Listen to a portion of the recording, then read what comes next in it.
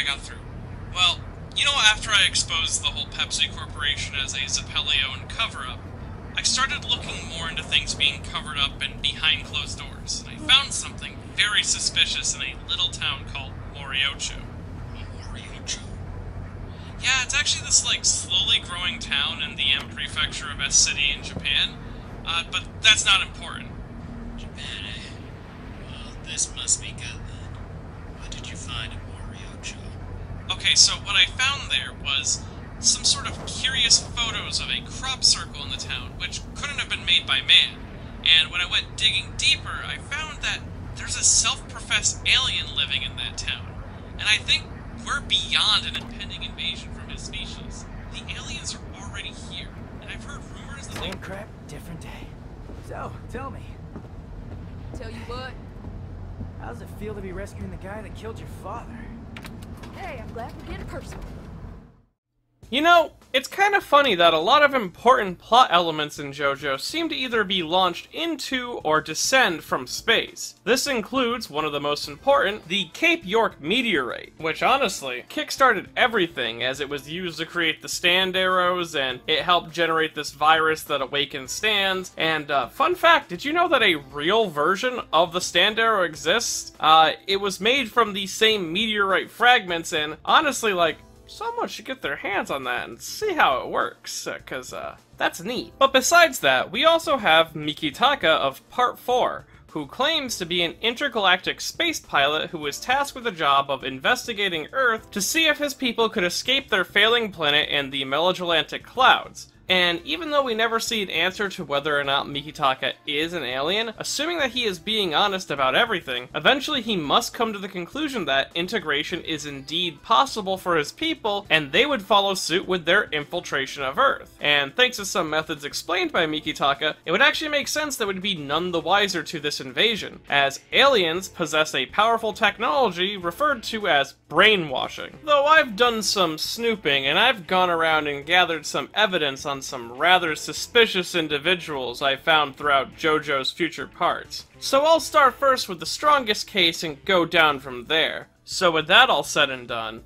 we're gonna start with the gangster behind the wall, Pulpo. Pulpo is a capo of Passione, a gangster organization that runs most of Italy. He also acts as a major deciding factor as to who can get into the gang or not. He rests behind the walls of Napoli Progoriale prison, and is someone who possesses a multitude of luxury items, from Van Gogh paintings to expensive wine, which is a clear sign of his power and status within the gang, right? But it could also be a result of Popo's own alien origins and usage of a similar brainwashing technology. So let's start first with his name, Pulpo, which is Italian for octopus, and if you didn't know, depictions of aliens in Japanese media tend to represent them as octopuses or squid-like creatures. These squid men dominate a lot of pop culture the same way that the little greys dominate a lot of the US's own media when it comes to aliens. His design is also in reference to his octopus origin, as Pulpo wears a large coat with long tassels which mimic or match that of octopus tentacles, though Pulpo is also in possession of a famous natural ability of the octopus, this being shape-shifting camouflage. This is where an octopus can mimic the background elements of its surroundings so that it can hide from predators. Pulpo has demonstrated on multiple occasions to possess a similar shape-shifting ability, like turning himself into a bed or flattening out against a wall, which is actually very similar to the major ability of Mikitaka, who, while supposedly being a stand user, doesn't have the ability to perceive or communicate with other stands, meaning it might be a natural ability of his people, and given that he wasn't fully pierced with the stand arrow, who knows if that's actually true or not. Also, speaking of similarities between Mikitaka and Pulpo, at one point Pulpo eats his own fingers in reference to Black Sabbath, his stand's namesake's founding member's own physical deformity. This is similar to when Mikitaka converted his own fingers into ice cream for Josuke and Okuyasu to eat. Mikitaka then reattaches them soon after, meaning that if Pulpo is a similar type of species to Mikitaka, he could easily do the same, hence how his fingers come back. Also, Popo's connection to the supernatural is a reoccurring element in his character, as in the promotional story Jolene Fly High with Gucci, Popo is a government official in the possession of a UMA, or cryptid, which is more or less an alien. Though this is a non-canon promotional story, I thought I would mention it because of the connection it has. Also, doesn't anyone find it a little strange how Popo somehow convinced one of the most paranoid people in the world to entrust him an artifact that could literally create super beings?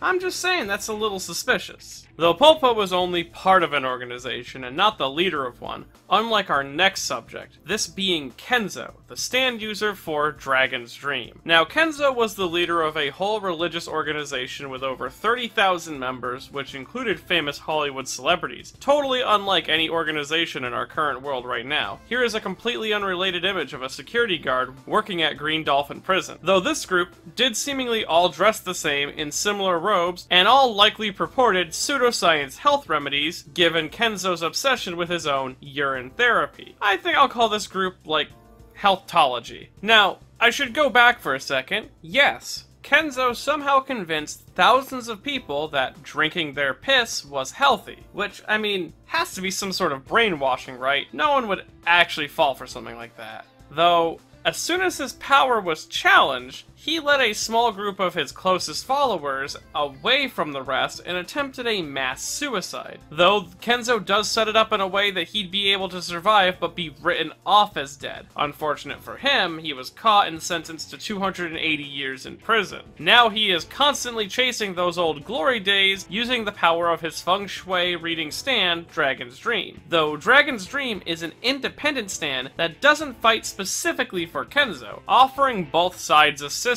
to ensure that the fight is fair, leading me to believe that Kenzo is built different than the average person.